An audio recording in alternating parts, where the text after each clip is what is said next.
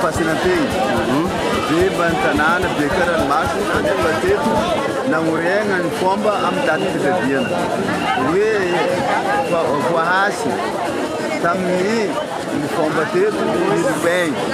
Era para perto e antei num tanana, e tu inha passo, o tanana dan mas. Quando a urenga de fomba, tam futuna, para fira zanga betai, tu seranya nimbar, tam razan betai, na ori fomba iteto.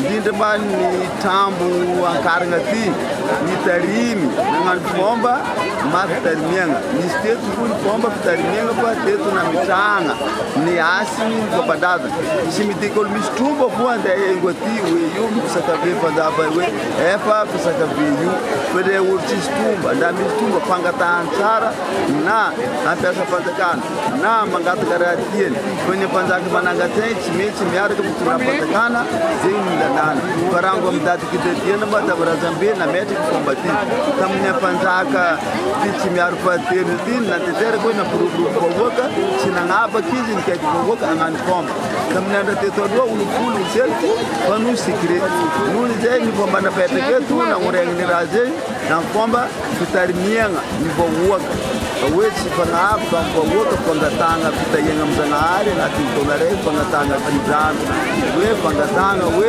paswama na zofi jana ngani angamsansara ito pala Vatu na lembo ka no simitiu. Ya no simitiu zengi ziwo ni fianga na teto ankara. Rafania la yankara ga tamni la groti ro na de no simitiu. Zen panya pangaya. No pangaya ro nem tai. Ki tuma dodava ni tontan na meteketo ayeto faciliteng. Ipangaya yu mazen le raniarahan rosa we angarantana. Pangaya le rangi pokala groti ro na de pangaya yu ambataranga.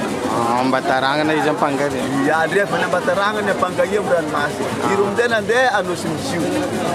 Buat anu simciu de bomba gato de pada fahanga de bomba karga tinda deng. Impacto buat anu simciu logo o bate to logo na razão. Bien para parangeya. Bien para malanga tikoye.